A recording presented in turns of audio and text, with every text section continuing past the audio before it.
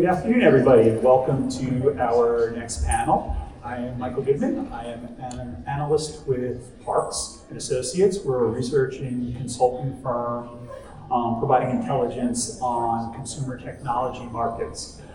We have a great panel for you. We're going to be talking about ad measurement and attribution that matters to you. And I'd like to just give my panel members here an opportunity to introduce themselves and just give us a little snippet about what your role is. Great. Hi, everybody. My name is Karen Babcock. I am the head of strategy, partnerships, and supply at Comcast Advertising. Comcast Advertising is a conglomeration of Freewheel, the ad technology partner, our Comcast Media Solutions team, and now newly Universal Ads. Cool. Hi guys, nice to see everyone. I'm Zach Lane. I work at PepsiCo. I run a center of excellence where I oversee the pilot, embedding and scaling of new data solutions, new data platforms into the craziness that is a 350,000 person company across brand, across market. Very small. Super small, so crazy. I will give a quick, most of our time is, powering the cool use cases that we're all talking here that like we live and breathe. It also is across the breadth and depth of CPG. It's bringing in data to help supply chain, the agriculture team, the flavor teams. So all new stuff coming in. Hi everyone, Maggie John from Amazon Ads. I'm the head of Global Video Measurement GTM. So that means my team is focused on leveraging our first-party and third-party measurement capabilities and analytic tools to really tell the story about the holistic solution of Amazon Video Solutions and how to drive the advertiser ROIs and also work with our media partners to make sure we're able to make everything interoperable and make sure we're bringing all the different signals together. Great, thank you for that. So Zach, I'm going to put you on the spot with the first question here. How has ad measurement and attribution evolved over the past 2 to 3 years, and where do you see it going? Yeah, Michael, that's a good question. I think, zooming out a little bit, I think, two things stick out for me talking to my brand friends internally. I think one would be sort of the shift from deterministic to probabilistic. Identity level stitching is really eroded in CTV. So, at PepsiCo, we're leaning more into probabilistic models, incrementality testing, cohort-based outcome analysis, as we kind of think about, what does it mean to understand in a probabilistic way going forward. I think secondly, I would say the rise, maybe the attempt toward holistic measurement. We are looking at first-party data and panel data and MMMs in ways we haven't really before to better understand the upper and lower funnel. Again, these are all kind of like directional moves we're trying. They're obviously not done. I think, for next steps or for 2 to 3 years later, I think it's a topic I talk about a lot is about clean rooms. I think clean room technology, federated data partnerships, things like this are table stakes going forward. I'll share a little anecdote. I was having lunch a few months ago with Lauren Wetzel. She's the CEO of InfoSum, recently at WPP now, and we were just kind of talking, and I asked her, do you think we're going to be having these same conversations we have now as an industry about clean rooms in 5 years? And she's like, hell no. Because exactly, hopefully not, because it means they, being the clean room providers, haven't done their job enough, haven't done them robustly enough. So I think in this specific conversation about measurement, about attribution, this is, I think clean room technology, and I wholeheartedly agree, is really the baseline going forward, it can reduce friction. I think it's just going to be all the more important a tech layer, as brand leaders are seeking to better connect, ROI to actual business outcomes. So yeah, I think more distributed clean room tech. Yeah, I'll add to that. I know, Zach, you level set a lot. That's really helpful. And another broader context to share, obviously fragmentation has been such a buzzword. Like nowadays, modern consumers, before they make an actual purchase, they have to go through at least 20 touch points. So for brands, if I want to buy a bag of Lay's, I probably go through multiple purchases, through different media exposures, and then maybe online, offline. Yeah. So really the challenge for marketers is how to really connect all the dots and thread it together and have a holistic picture and understanding the total impact. So overall, in terms of the evolution of measurement and attribution, we believe there are 3 foundational principles. One is comprehensive signals. That really means how to really connect the dots, online sales, offline sales, on Amazon purchases, off Amazon purchases, so that marketer can get that holistic impact understanding. The second one is to make sure it's actionable insights. So we're not just sitting on insights, we're actually inform or help our customers inform their marketing strategy, media mix to optimize the outcome. And then last but not least is really trusted partnership and trusted methodology. So the same point in terms of data interoperability, data collaboration, how to make sure we're able to share signals in a secure and privacy-safe manner. I think there's one thing too, from a Comcast perspective, that we've really been thinking about, which is this idea of the new home, right? If you all go home after this obviously amazing summit that we've all been a part of, and hopefully not everybody is flying to France on Saturday, but I know probably many are. How do we think about the noise at home? You go home between the hours of 7 p.m. and 10 p.m. How many things in your house are buzzing? Like, if you just go back and think about that, so for a marketer, how to break through the noise of everyday life feels like one of the most important things that we can do. And to both your points, doing that in a way that has high fidelity data, measurable outcomes, whether probabilistic or deterministic, but how do we just figure out for the new day and age that we are all living in, that frankly, it's only going to get more complex, it's not going to get easier. How do we really find a way to do that for marketers in a simple, easy to execute, interoperable ecosystem where you're combining both digital and linear technologies? Great, thank you. So Maggie, do you have a framework in place to measure and optimize ad campaigns to the metrics that really matter? Yes, we do. Well, there are a lot of frameworks for sure. Because of the fragmentation or because of all the new technologies, all the different suppliers in the marketplace, including a lot of our first-party capabilities, we really need to organize and help our customer understand exactly this complex measurement, audience measurement, planning, and outcome attribution measurement ecosystem, what it looks like. So generally speaking, based on the three principles I just shared earlier, comprehensive signal, trusted methodology, and actionable intelligence, we organize it based on the full funnel advertising solution stack we actually have at Amazon Ads to correspond to that into a full funnel measurement framework. So following the consumer journey, obviously nowadays consumer journey is no longer linear, but really just more for a simplified view to understand brand building, upper funnel awareness layer for measurement, and then mid-funnel consideration layer in terms of intent and engagement, and then lower funnel in terms of conversion, performance, bottom line purchase, and all the way to long-term loyalty and long-term sales impact. And then across the framework, we have both a lot of our first-party signal-based measurement solutions, definitely happy to share. There are a lot of them, so it's really in our toolbox. And based on trillions of consumer signals that we have or have visibility into, browsing, streaming, and shopping. And then a lot of third-party measurement partners, see some of them sitting in this room as well, so that we're able to provide more comprehensive and transparent and comparable measurement for our customers. I think one thing that's really interesting in the question is this word of optimization, which means so many things to different folks. So this idea of how do we find a way, based on the three principles that you just shared, what are we optimizing for? Are we optimizing for brand depth? Are we optimizing for transactions themselves? And really making sure we're all honing in with right alongside the brands of what success looks like. In my mind, feels like one of the most important pieces of work that we can do. It goes back to that same thing of sharing of information and how do we set ourselves up for success, again, across that whole funnel.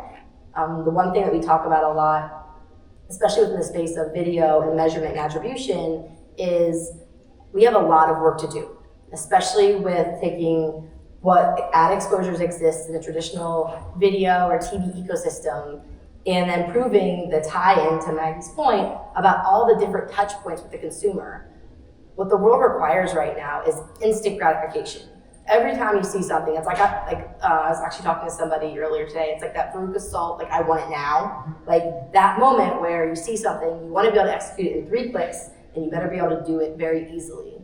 And I think one thing that we have to do, especially with video and traditional television, I call it, it's like proving the thumb stop. As you see the TV ad, you see the video ad, you're also scrolling your phone on Instagram or TikTok, and it makes you stop because you saw it on video, And now, right, that's the power of that control of that consumer to engage in that advertisement. How do you find a way to define that frequency, and how do you best optimize for the outcome that you're looking for? I think there's just like so powerful about where we're going as an industry, but also as a people, with this idea of instant gratification and knowing if I want it now, and if you don't get it right now, man, to get me back is going to be really hard. So I think that's important.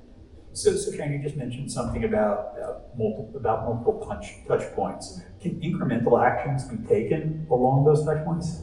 I mean, of course, the answer is yes, Michael. Right? There's so much that we have to do as an industry, and I actually love, Maggie, where you were going with it, and even where you went around. Eric. Hey, Laura. How do we find a way to really pull the line through not just the campaigns in and it's performing, but into the planning stages of what we're doing? And I think there's so much that we can figure out on someone that goes to cars.com ends up in an auto intender segment. But how do we find a way to get somebody to go to cars.com? And I think for me, that's what's so excited about the incremental action that we can all collectively take, is it's not just about the RFP coming in and executing the buy. How do we find a way to learn from what we did and then further inform the next plan, whether that's the creative, the execution, and the media mix beyond just video? That gets me really excited. Yeah, just quickly add to that. That's really the point of full funnel advertising solution, is not just a single one tactic. Even within the video portfolio, we have premium live sports, but we also have short form, we also have third party partnership, and we have different types of video tactics that can really play a role in moving the consumer down their purchase journey or purchase funnel. And then zooming out to say, within, in this case, Amazon's portfolio is beyond video. Right. So everyone's playing a role, from display, from branded sponsored brands, sponsored search, so that we're able to really move down from driving awareness all the way to conversion. Great. So Zach, you mentioned an awful lot of hours in your quiver there that you're talking about. So with all of those things, how do you define success? I don't think this is revolutionary, but I think it is poignant, and I think it kind of touches upon what Maggie and Karen said as well. You know, like brands need to be better at focusing and optimizing for business level outcomes rather than just media level outcomes. I think we spent so long. I mean, how PepsiCo has so many brands with each with different levels of sophistication, different tech stacks, different know-hows. You know, it's really a smattering of skill sets and dollars. Is that we've spent so much time focusing on vanity metrics, you know, click-through rate, and, you know, completion and page views, and those are important metrics, but those tell us how efficiently we spent, but not how we actually like moved the needle here. So, you know, again,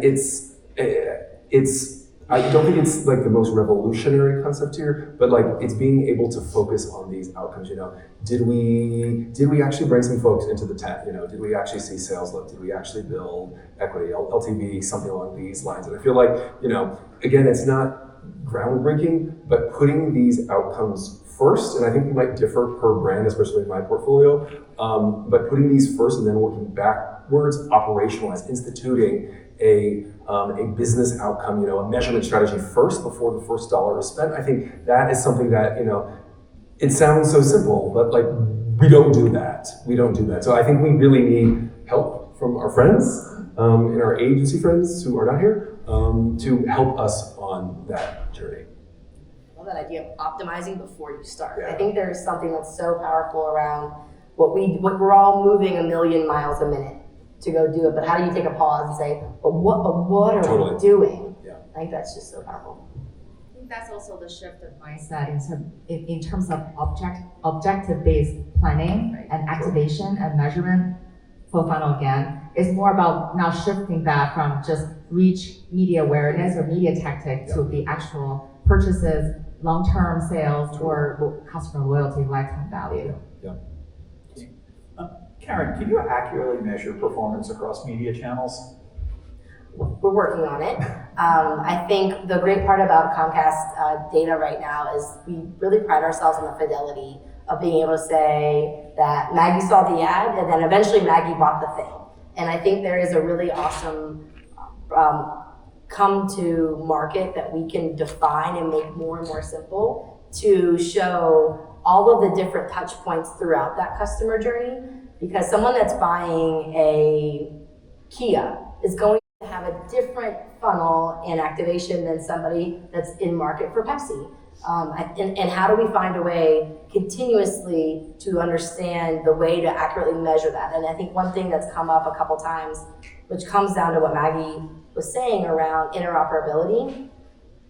If we run a Pepsi ad in the Super Bowl, it's amazing. And then somebody goes to Walgreens next day and they buy the Pepsi. How do we find a way to attribute that to the potential TV ad or the other activations that they're bringing to market? So I think with blunt force, you can say saw ad, bought thing, but how do we find a way to document the journey and understand the frequency and the creative relationship, frankly, that you need to have with the consumer to get them down and through the funnel? And I think that for me is something that we are trying to do, to Maggie's point, to push or understand the size of the funnel, but also find a way to feed the funnel at the same time. I think there are moments where, especially in the past, where we got really precise and it felt really new and exciting.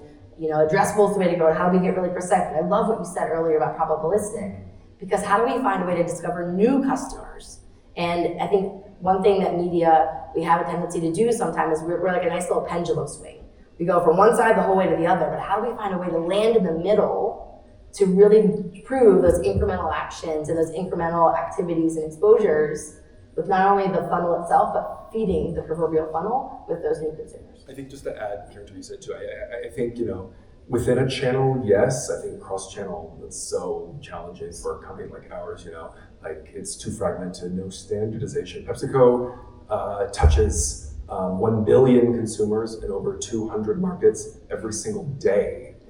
That is an eighth of the planet every single day. Discrete people touches a PepsiCo product. So I show that because we invariably work with a lot of different providers, a lot of different folks. Some vendors might be better in digital attribution. Someone might be better in APAC. Somebody might be better in in-store sales lift. But what they don't have is they don't have shared definitions, shared methodology, shared way of understanding the signals that come into their ecosystems. So that puts the onus sometimes on companies like ours. We have to be the integrator we have to be the integrator of pixels, of panels, of signals. And truth be told, that's not great. It's super resource intensive. It's very operationally fragile. In the whole build versus buy mentality, I am very much on the buy side. Anything that gets us further away from our core business of making, moving, or selling chips and soda does not have a long life internally, because it can't. It absolutely won't. So, I love what my colleagues are saying, and I totally agree. But there has to be some way, and Maggie, you were talking about earlier about interoperability, right? There has to be some better way, some interoperable principles between platforms that can roll up into maybe not a perfect view, but a better view for brands like ours to have that more holistic view. Because right now it's so hard. Perfect segue. Well, one part for accuracy, I think if we're talking to our measurement colleagues, accuracy is the North Star. So we have to always, it's almost relative, right? We can always do more and to improve the model, to bring in new technology or methodology technique to improve the accuracy. So one example, Zach, since you talked about kind of all the different types of signal in terms of purchase, one part that we continue to improve for accuracy perspective, we have a lot of signal on how our customers buying all your products on the Amazon platform. At the same time, in order to show you how to really optimize against your media and get that holistic purchase impact data or impact results, we now also bring in the offline or off Amazon purchase signals together to create the omni-channel metrics. So that, especially for CPG advertisers, that's really the most comprehensive way to get closer to just to be more accurate so that you have more confidence in terms of planning, allocating, and eventually getting the optimal business I feel like outcome. we just did a business deal on stage. Done. Done? It's If great. you didn't beta with us, I'll be very mad. So along those lines, Maggie, how closely can you tie a consumer purchase to a particular advertisement or channel? Yeah, I think in this case, one of separate, like we call it endemic advertiser, like Zach. So those are the advertisers that actually sell products on Amazon, and then non-endemic advertisers, those are like the autos, the influencers that travel who will advertise, but they don't have direct transaction experience. So in this case, in terms of the true closed loop measurement for endemic advertisers, absolutely, because we have all the signals from purchase, adding to cart, return purchase, the buckets, the size, and in that case, we're able to create multi-touch attribution and different types of pass-through conversion to help him understand exactly the consumer segments and their characteristics, and eventually how our different media tactics drive the consumer journey all the way to purchase. And then for non-endemic advertisers, we partner a lot with our third-party marketplace measurement suppliers and partners. In that case, we're able to help advertisers understand the offline sales like auto purchase or pharma purchase or prescription based on a lot of their own proprietary data set. So, and that will also enable advertisers and agencies to compare performance across different publishers.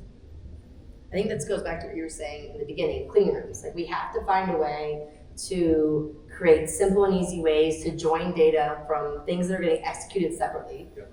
As the industry tries to figure out how to become more omni-channel in execution, right? The engine rooms of what we're all dealing with on a daily basis. How do we find a way to create really seamless partnerships? So as you were looking out at your billions of touch points on any given basis, how do you put that in and really understand the journey of those consumers and customers? Because if you're buying your hat in pesos, your shirt in dollars, and your pants in euros, how do you know what was the ROI? So how do we find a way to pull it in and define things as closely as we can? Because I think that's actually one thing as an industry that probably feels more like a facade is if we all try to sit around and align on every single thing, we will all just stare at each other. So how do we get as close as we can and leverage this idea of how we put things into clean rooms so then a brand can look at all of their different activations for their media mix? I think that in my mind feels like one of the most important things that we can do with privacy and file sends, etc. So Karen, how is your solution, and if so, how is your solution making your partners, marketers smarter?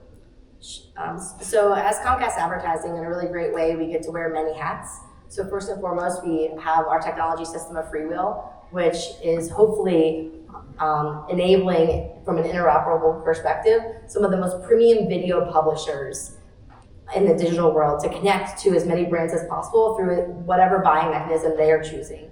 So in my mind, that is one area that we are looking to considerably enable the industry to choose the way in which you would like to engage to find the best and most trusted inventory as it continues to evolve and grow, and doing that globally, whether that's in EMEA or we just launched in Australia. And as those markets are trying to figure out how do they work together, one thing we're constantly looking at from a FreeWheel perspective is how do we become omnichannel? How do we find a way to say, here's how video works with audio, or digital out of home, or search and social? We understand that there will never be a moment of only. So we really need to embrace the power of and how do we really do that with that technology, understanding what is important to each of the buyers themselves. On our media solutions and sales side, we are a local advertising sales company. We have 1,000 person plus sales force that are going around in the local markets where Comcast is repped and sold.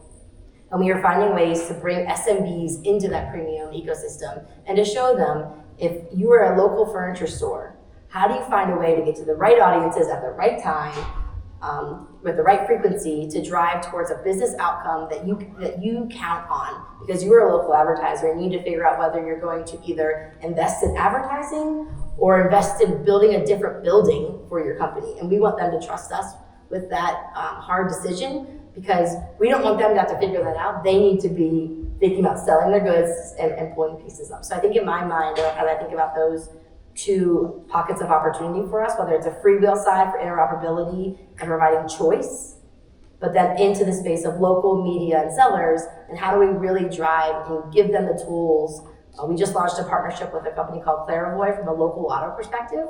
So we're really excited about being able to show that a video ad was played, and then that household went and searched on any of the different websites that Clarivoy is integrated with for that car. So I think the more that we can do there for both a local perspective and then also in freewheel, the whole way up the chain, to me gets really exciting. Okay. So I almost feel like there's a requirement to ask an AI question at any of these panels. So Maggie, I'm going to throw this to you. I'm assuming the answer is going to be yes. But does your measurement solution make use of AI, and if so, how? Would anybody say no on stage? Yeah. It just feels. But I feel like that you have to ask that, have to have the obligatory AI question. Yeah. So the answer is definitely yes, and also it's almost a drinking game to ask to talk about AI at every panel. Yes, AI fragmentation and optimization. Yes. Yeah, but joking aside, yes. So in terms of AI, advanced analytics, modeling techniques, those are the foundation of any measurement solutions we've been building at Amazon Ads.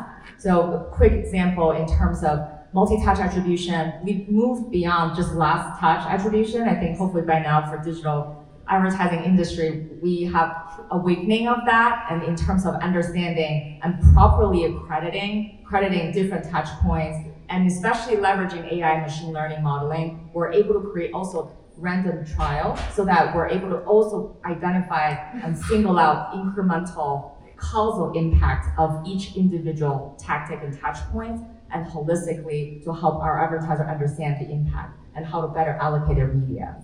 Then the other aspect in terms of just another example of AI use cases, because we have all the signals in terms of endemic advertisers purchase, for TVs, I think someone mentioned earlier, for upper funnels TV, streaming TV, a lot of time they're disadvantaged because of the instant gratification. Yes. They have actually much longer sale impact, in many ways higher than other type of display, search, or other type of short form video. So now we have years of purchase signals and leveraging predictive AI model to help advertiser understand what will be the estimated purchase or lifetime value of a customer based on the past historical purchase data we actually have. And that is huge volume of signals that AI is able to help and simplify that. So that when we compare, no surprise, streaming TV actually has the highest long-term sales impact compared to other tactics. So Zach, are you buying what you think you're buying? Yikes. Like, mostly, probably, is the answer to that question. I'll zoom out a little bit. Maybe it's probably the easy one. I think a lot of folks, think they might be buying, maybe this is more localized to CTV. It's kind of top of my brain recently. Think they're buying, like individual level, like high attention, full screen, in demo, like great impression, but they're actually getting, household level, passive, low attention. And is it even viewable impressions? I think sometimes folks equate the complexity of their programmatic tools with precision. And I kind of got to work that thought out a little bit more. This is a thesis that I've been playing with a little bit, but that's just patently not. That's patently not the case. Like the best targeting is undergirded by the signals in the data underneath it. The best measurement is undergirded by the transparency, the methodology, all that fun stuff that undergird it. I think as buyers, though, we can do a little bit better job at asking tougher questions. A lot of my brands are asking, I don't want to say the wrong questions, but like they need to ask more nuanced questions. Instead of asking, did this hit the eyeballs I wanted to hit? Was this served in a brand safe environment? We need to say, prove it. Prove that this did. I realize that's maybe not fully, that may not be possible in every single channel in which we operate, in every single market that we operate. But like asking these tough questions, putting the onus back on our platform friends, to help, and I know Maggie and Caroline, I wish everyone was like you guys, that could, show us, basically show the work, but the reality is that most can't.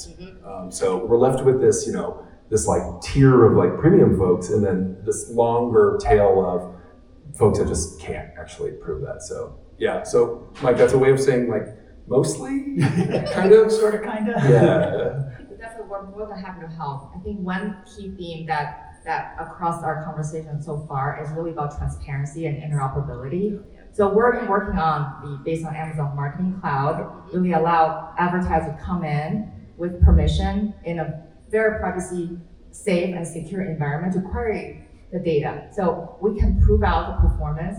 One part is we can leverage our own first party or third party partners results. The other part is we're inviting our advertisers to come in within the sandbox to really query the way and cut the data in the most granular way to understand the consumer journey throughout the campaign tactics. I do think your point is right. Like having, like making sure that brands feel safe, buyers feel safe to ask more questions. And if there's a moment when like the squirreliness starts, that's when like little antennas go up. Like how do we stand for what we're doing? I think that I was talking to somebody earlier today on there's so much going on in video that we're also nervous to what happened display, right? So how do we find a way to really continue to raise the bar around transparency and proof and attribution? And if you have a question, if we don't know it, we'll go find it. Because we should not be nervous to open up the engine room a little bit. We don't want to inundate our friends at the brands and the agencies because you don't want to get into this engine room. But how do we just not be afraid? Because I think especially the folks that can stand by what they bring, we shouldn't be holding that back. Okay.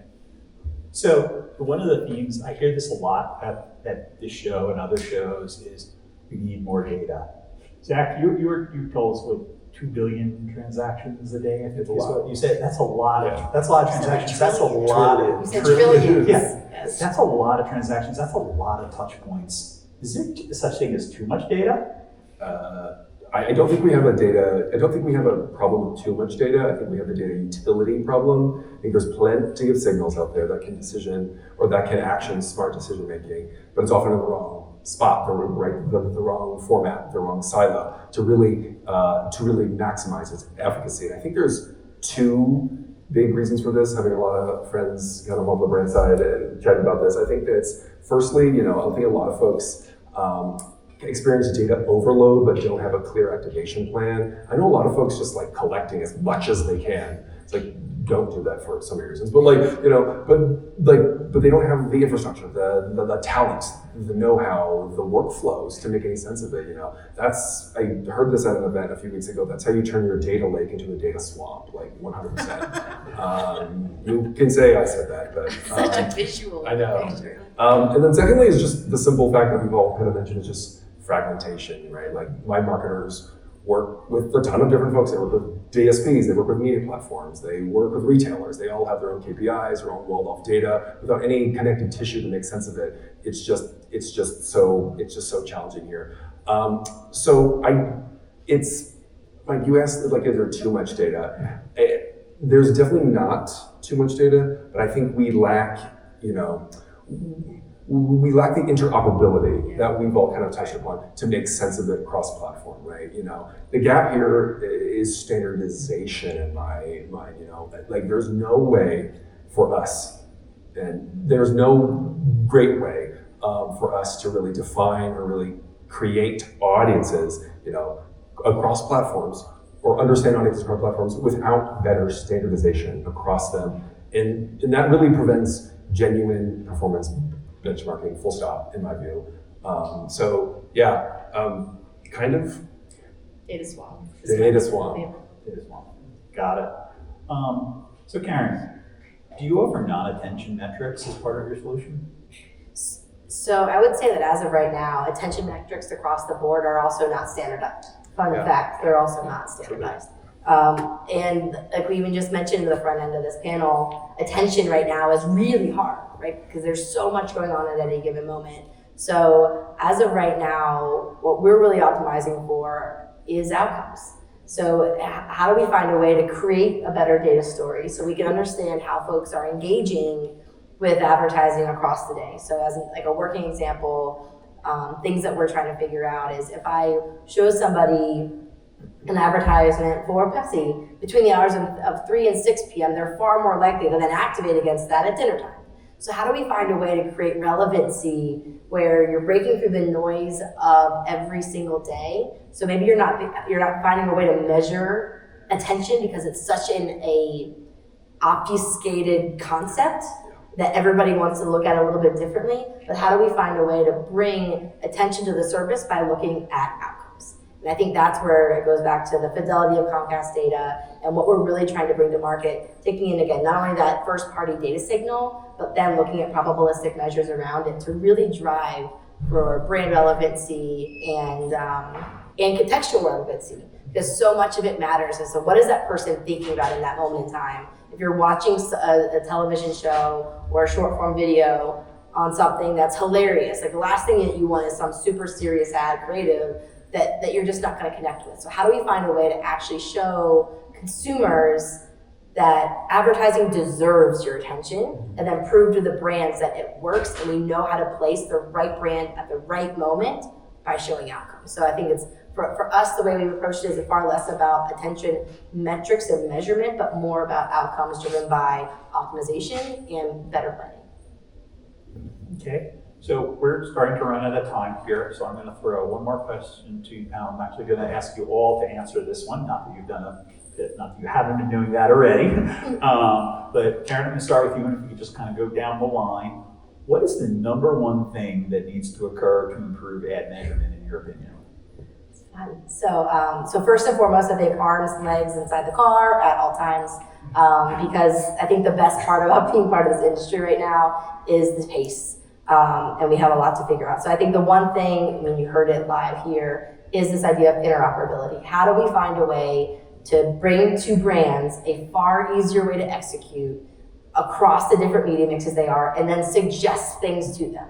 Right? Those are the things that, how do we find a way to leverage AI for the things that can make lives better, which in my mind is creating a better targeted ad experience for viewers where they don't even know it's targeted. And again, I think back to what's going on. If I scroll my Instagram feed, everything, the amount of stuff I purchase is ridiculous. How do we do that through video? So I would say, Michael, interoperability would be my circle. Great.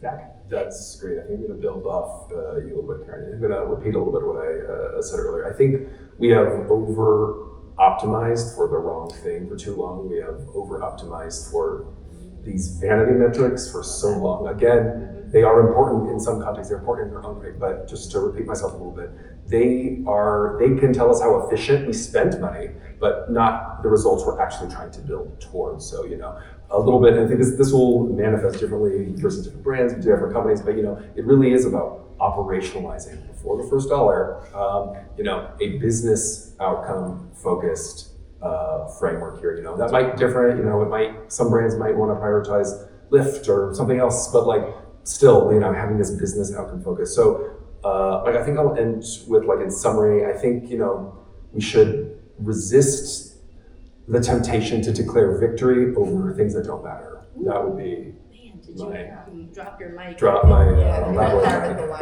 I should have gone to Maggie before you. Yeah. Sorry. She'll still drop. I can still find. Okay. It is. Yeah, I would say right now the single most important thing for measurement, especially to move forward, is collaboration, is interoperability. So it's a very consistent theme, especially in the context of fragmentation. We talked a lot. And in a way that we want to make sure we're able to have the right environment to share signals, and we're bringing in our publisher partners, our advertisers in the marketing cloud, in our publisher cloud, so that we can have signal-enriched audiences to help you activate across all the different supply sources. And then another really important aspect from an Amazon Ads perspective is to actively participate in the joint industry committee, as you talked about, especially globally, not just in the US. You talk about standardization, common definition. We're definitely committed to working with all the industry level standards and measurement framework that can apply to everyone and help advertisers evaluate impact. That's great. So first of all, I'd like to thank you very much for participating now. I think you guys have done a fantastic job.